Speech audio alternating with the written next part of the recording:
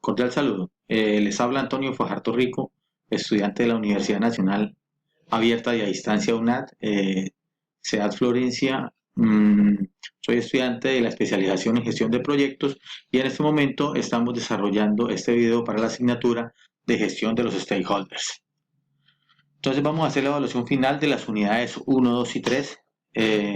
Dentro del punto 1 nos correspondió hacer la elaboración de una revista. Dentro de la elaboración de esta tenemos algunos artículos como son el PM Book y su utilidad en la gestión de proyectos, la explicación del proyecto desarrollado por el grupo, por otro de los grupos, la gestión de stakeholders, la gestión de los recursos humanos del proyecto desarrollado por otro de los grupos y la gestión de las comunicaciones.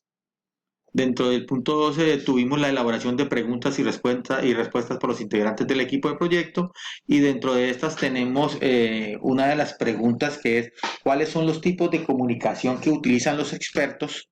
Y pues podríamos decir que los proyectos tienen más probabilidades de éxito cuando los gerentes del proyecto influencian con su propia experiencia o con un trabajo desafiante. Asimismo, los proyectos están más propensos a fallar cuando los gerentes de estos dependen demasiado de qué, de la autoridad, del dinero o de implementar sanciones para que su equipo desarrolle las actividades.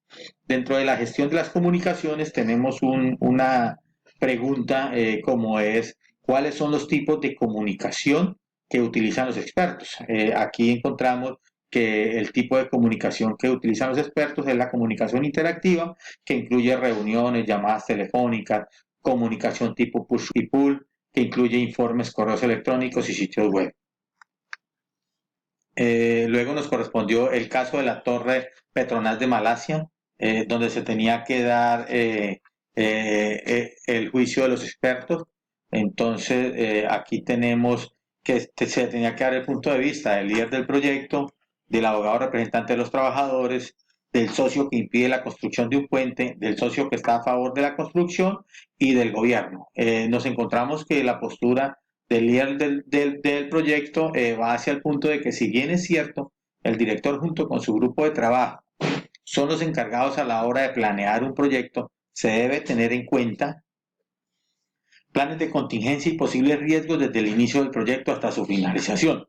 Se cometió un grandísimo error al no establecer la estructura de contingencia para posibles atentados y evacuaciones, de tal forma que al no planear inicialmente los posibles riesgos, esto generaría sobrecostos y posibles problemas legales, lo que nos indica que no hubo una buena distribución del personal y un buen plan de gestión de la comunicación.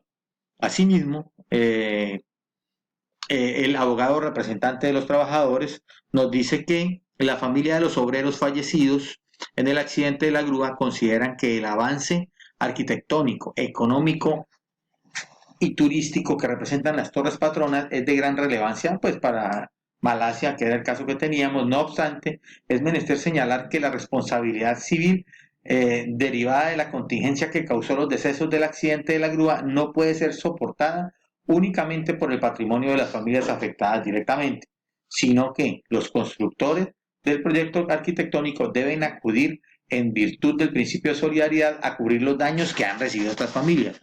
O sea que los constructores son responsables y tienen que también ayudar en la indemnización de estas familias. También nos habla de que, si bien es cierto, el proyecto no contempló de forma directa los gastos derivados del accidente, y por tal, pensar que en el efecto fiscal que se causa por la indemnización de las familias afectadas, esto afecta a los recursos del proyecto.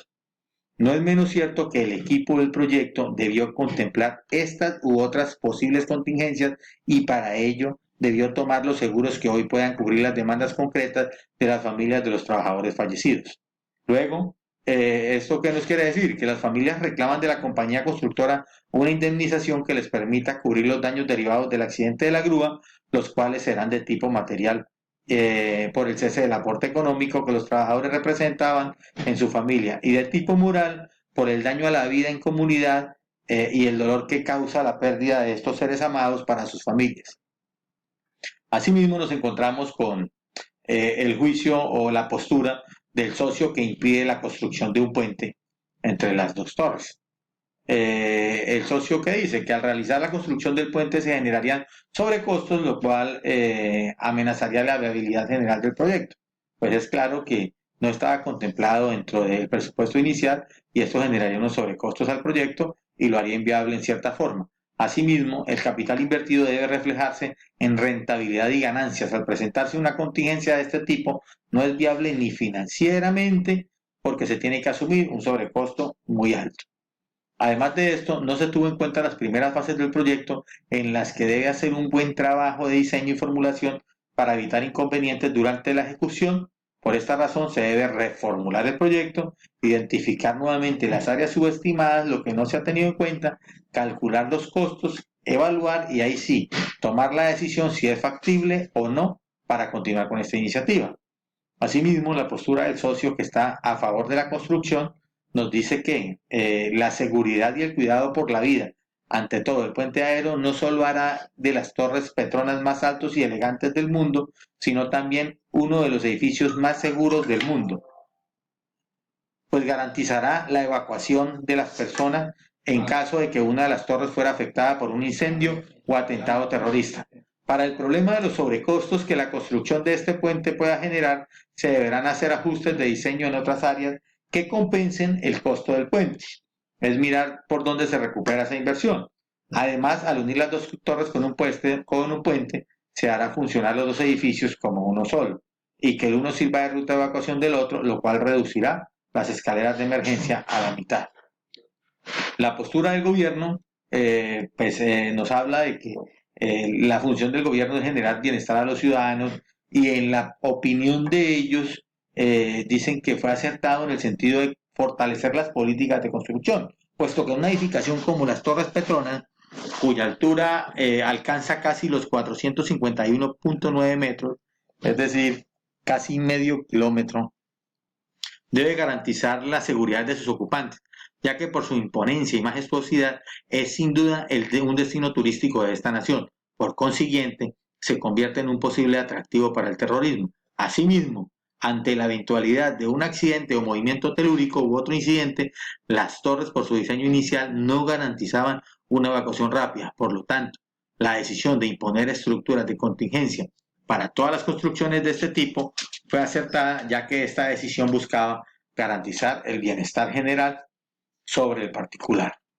Luego vemos el punto cuarto que nos habla sobre el plan estratégico, que nos habla sobre los sobrecostos generados y nos habla que los sobrecostos de construir el puente elevado para unir las dos torres son de aproximadamente $3 y que para un tema de seguridad tan importante puede que no tenga tanta relevancia comparado con el costo del proyecto que asciende a 950 millones de euros, perdón, es de 300.000 euros.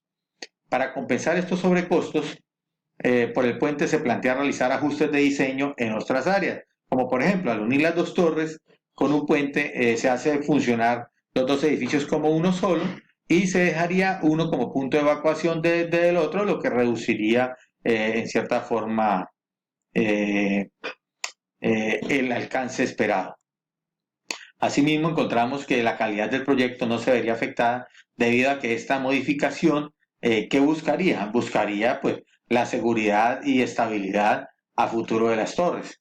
El diseño del puente deberá conjugarse con el mismo de las torres, de tal manera que permita quedar como una sola estructura y dar solución al requerimiento de seguridad y conservará, pues como decíamos, el diseño arquitectónico.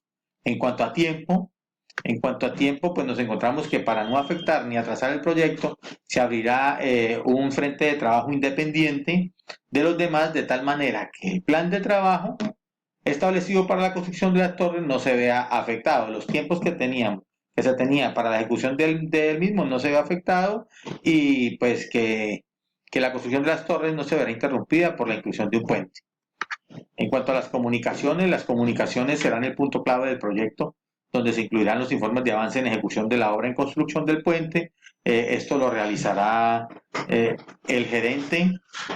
Asimismo, el avance del cronograma que está directamente relacionado con el informe de ejecución es un documento relevante para los socios y demás involucrados en el proyecto. Recordemos que los informes de la ejecución del presupuesto conforme se ejecuta el cronograma de que el sponsor tenga esta información para realizar los ajustes permanentes y de esta manera no se pase el costo adicional de los 300.000 euros que equivale a la construcción del puente. En cuanto al riesgo, en esta obra ya se enfrentaron a grandes riesgos asociados a todo el proceso de construcción, ya que se debía construir un edificio que fuera símbolo y orgullo para Malasia. El proceso de cimentación inició con serios problemas y dificultades debido a que el estudio de suelos no se había hecho correctamente. Al iniciar las excavaciones se encontró que mientras una de las torres tendría un estrato firme para su cimentación, la otra no. El suelo de apoyo para una de las torres no era lo suficientemente estable para soportar el peso de la estructura, por lo cual la edificación quedaría hundida y adicionalmente tendría una probabilidad muy alta de inclinarse. Debido a este problema, la obra se detuvo, colocando en riesgo el proyecto en general. El incumplimiento del tiempo establecido para la obra haría incurrir en sanciones económicas, las cuales incrementarían los gastos de la obra. Se hace un análisis cualitativo, se hace la matriz DOFA, se encuentran fortalezas, debilidades, oportunidades, amenazas y se evalúan todas para hacer de este proyecto pues, más atractivo y que no se pierdan los recursos. El análisis cuantitativo nos muestra que dentro del análisis podemos encontrar la afectación del presupuesto con el fallecimiento de los empleados, que con el fallecimiento de los empleados se genera una demanda que debe incurrir en gastos continuos sobre la constructora, la cual debe cubrir de manera económica y moral a las familias afectadas, cuyo valor aproximado puede variar entre 6.000 y 35.000 euros por trabajador.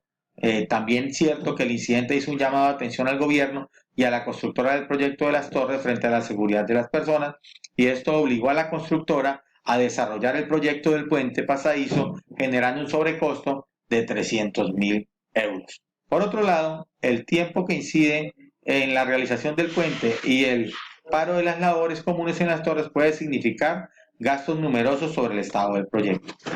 Que se tocó tomar determinaciones. El proyecto de las Torres Petronas fue cumpliendo con el alcance establecido por las principales interesados, fue construido dentro de los 6 años estipulados, incluso sobraron algunos días dentro de la programación que se había establecido y se logró la meta gracias al esfuerzo y compromiso de todo el equipo. Las Torres Petronas se convirtieron en uno de los edificios más altos del mundo, siendo un ícono arquitectónico para Malasia. Agradecerles por prestarnos la atención. Muchas gracias y bendiciones. Feliz día.